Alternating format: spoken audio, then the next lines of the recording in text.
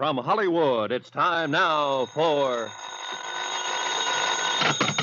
Johnny Dollar. Pat McCracken, Universal Adjustment Bureau, Johnny. Well, long time, Pat. What's on your mind? At the moment, $120,000. Hey, you're really thinking big these days. No, correction. Worrying big. Well, I guess if I had 120,000 clams, I'd worry, too. Look, if we had it, I wouldn't be worrying. So who does have it? Thomas Chase. Come again? A partner in a New York investment syndicate, Everson and Chase. Real dignified outfit up till now. Chase embezzled the money? We think so. So what do you want with me? I'm no expert in forcing confessions. Johnny, you can't make a guy confess if you can't find him. Oh? Chase has jumped his bail. He's disappeared. I'll be right over.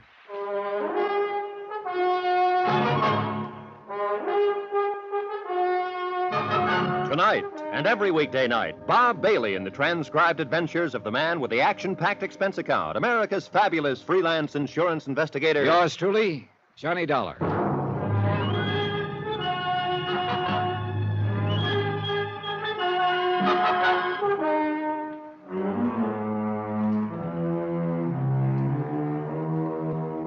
From Special Investigator Johnny Dollar to the Home Office, Universal Adjustment Bureau, Hartford, Connecticut.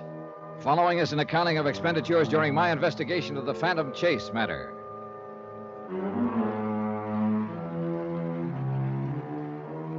Expense account item 1, $1 even, taxi from my apartment to the offices of Universal Adjustment where Pat McCracken was waiting for me, with a worried look and a handful of papers. Well, how can you figure it, Johnny? An outfit like Everson and Chase goes along for years without a blemish on the record, and then Bluey, one of them, turns sour. Well, that's what makes horse races, I guess. Yeah, that's also what gives bonding companies headaches. Yeah.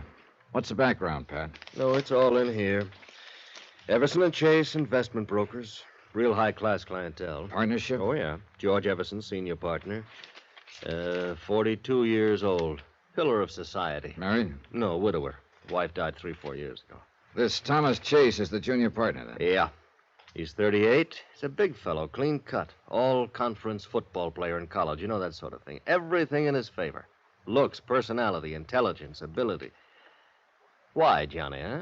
Why a guy like that? Oh, you're asking the wrong fella. I've seen enough embezzlers, though, to know they come in all shapes and sizes. Yeah. What turns a man like that sour, anyway?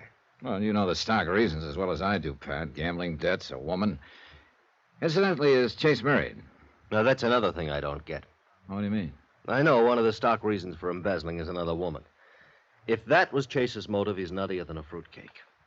Why anyone who had a wife like Lola Chase would even look at another woman is beyond me. Like that, huh? Like that. Impresses me as a real fine woman. And has got the looks to go with it. Well, you'll be talking to her. You'll see for yourself. Always a pleasure, Pat. Now, about the money that's missing, $120,000, you said. Yeah, more or less. Currency, checks, negotiable securities. Well, look, a deal like that didn't just take place overnight. It must have been going on for a long time. No doubt of it. How did Chase manage it? Well, Everson can fill you in on that better than I could. The senior partner. Yeah. Now, he's still not willing to go along with us that Chase is guilty. I think he's pretty concerned about the company name, which is understandable enough. Well, maybe he's got something. Yeah. Well, you better save yourself some time, Johnny. Meaning? Meaning you just answer me one question. All right, what is it? Would an innocent man jump bail? Expense item 2, $16.20, transportation and incidentals to New York to the office of Everson and Chase. George Everson was just as Pat McCracken had described him. Early 40s, a little gray at the temples, a healthy tan. The real solid citizen type. Handsome and, right now, unhappy. I still can't believe it, Mr. Dollar. Tom Chase, of all people. Well, he was like a younger brother. I nursed him through the best graduate business school in the East. I took him in with me. Yeah, how long ago did he become a partner in the firm, Mr. Everson? 4 or 5 years. Yeah, 5 years next month it would be. And Lola. Poor Lola. His wife? What? If I ever saw an ideal marriage, that was it. As far as I could see, she's all that a man could want. Maybe not for Tom Chase. Well, maybe not. But I certainly don't understand it. Tell me, how was Chase able to get away with this deal? The embezzlement? Yeah. Well, to begin with, Mr. Dollar, our firm has always maintained a very fluid relationship with its clients. Frequently, we're buying or selling for them, or both, very rapidly. In a situation like that, the client places a great deal of confidence and trust in us. And we've always had the utmost of both from them. At least we did have. I see. Well, anyway, In a situation like ours, it is possible for a clever man to juggle figures. And that's what Tom Chase did. Huh? Yes, I'm afraid so. You see, more and more lately, he'd taken over the personal management of some of our best accounts. Oh, sort of taking them under the wing, huh? I encouraged him to. But if I'd realized I was only putting temptation in Tom's way, Well, how did you find out what he'd been up to, Mr. Everson? Well, Tom had formed a kind of pattern in his accounts. He specialized in handling those clients of ours who were primarily interested in growth investments. Growth? Long range. You know, buy and hold it for quite a while. Oh, yeah, I see. But one of those clients suddenly decided to liquidate his holdings on short notice. The account turned up short, then? Quite short. So, of course, I immediately ordered a full-scale audit. The results of that brought the district attorney's office into it. The rest, you know. Yeah. But I must say that on paper, he'd done a very convincing job. You see, now, here are the files on all his accounts. Pardon me. He'd recorded each transaction carefully and correctly and had written up memos on all of them. Mm-hmm. These memos, they in his handwriting? Yes, they are. May I take one of them with me? Yeah, certainly. There you are. Thanks. Mr. Everson, as I understand it, Tom Chase wouldn't talk after his arrest. No. And that was the most frustrating part of it. If he'd have given us some kind of explanation, anything.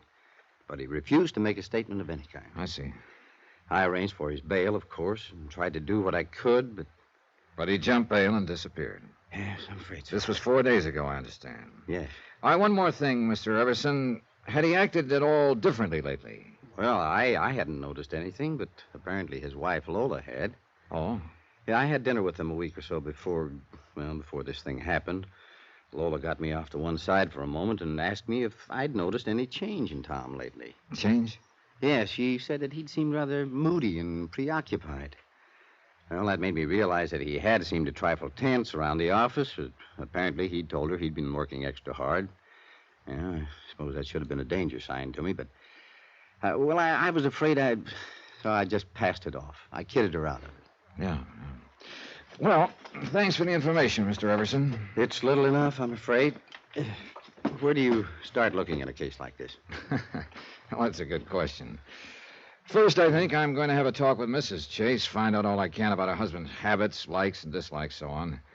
Sometimes you pick up a lead that way. Well, you'll probably run him down sooner or later. I understand you have quite a reputation at that sort of thing. I wonder if you'd do me a favor, Mr. Dollar. Sure.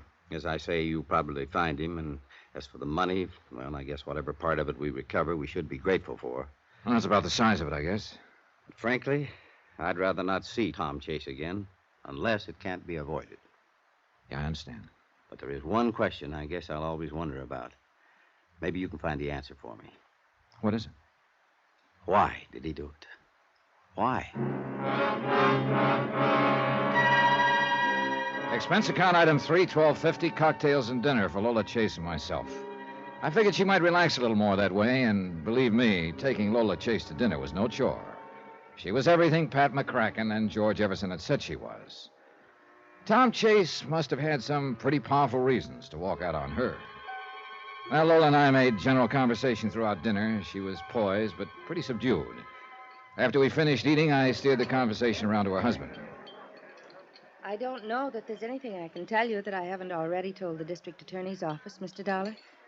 But whatever information I can furnish. Well, what I mainly want to know is, what sort of person was your husband? Tom? Yeah. I guess I'm the wrong one to be answering that, Mr. Dollar. Hmm? I thought I knew Tom better than anyone in the world. But as it turned out, I didn't know him at all. Funny how you can live with someone for years and... Yeah. So when you ask me what sort of person he was, I guess I have to say I really don't know. Well, how about his hobbies, likes and dislikes, that sort of thing? Well, he liked to play golf. Uh-huh. He did some sailing. And he had quite a collection of records and an elaborate hi-fi set. Oh, what kind of records? Jazz, mostly. He used to play them by the hour. I must say he turned them up a little too loudly for me. But then I understand that women's ears weren't built for hi-fi or something like that. Yeah, tell me, Mrs. Chase, did you notice much change in his behavior recently? Yes, I did. And it upset me. What sort of change? Well, for one thing, he became rather moody. I guess you'd call it. He seemed to have something on his mind all the time. Several times he stayed out late at night, said he was working. I see. And then there was the thing about our vacation. What was that? Well, we'd planned a little trip. But at the last moment, he told me he couldn't go. He insisted I make the trip without him. I didn't want to, but he insisted. So I finally went, alone. It was when I got back that I found out he'd been arrested. Where did you go on this trip? Martha's Vineyard. Uh-huh.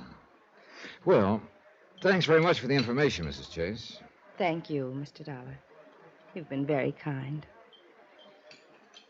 When and if you find Tom, well... Yes? Well, I guess I'm just foolish enough to think he still might be innocent. I took Mrs. Chase to her apartment and then went back to my hotel. The big question was where to start. What did I really know about Tom Chase? I had a picture of him and a specimen of his handwriting. I knew his hobbies. But what did it all add up to?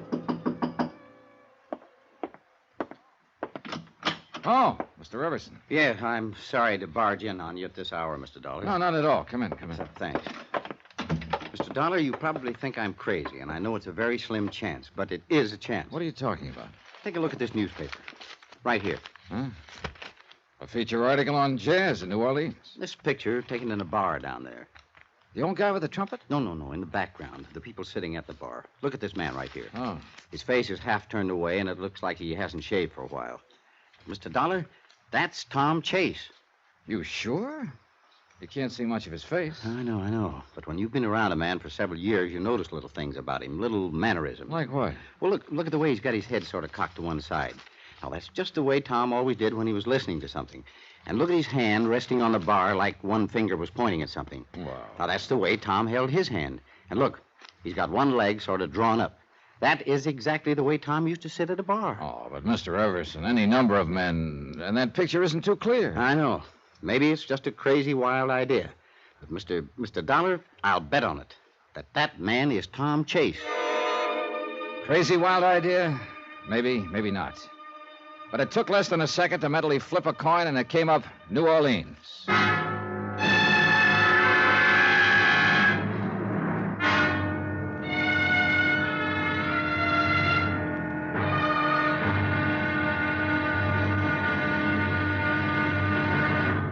Now, here's our star to tell you about tomorrow's episode of this story. Yeah, on to New Orleans, where the trail proves to be pretty cold, but warms up fast. Join us, won't you? Yours truly, Johnny Dollar.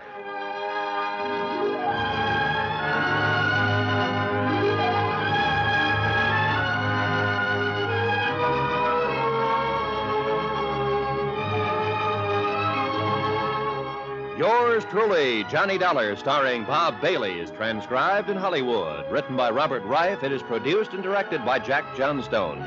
Be sure to join us tomorrow night, same time and station, for the next exciting episode of Yours truly, Johnny Dollar. Roy Rowan speaking.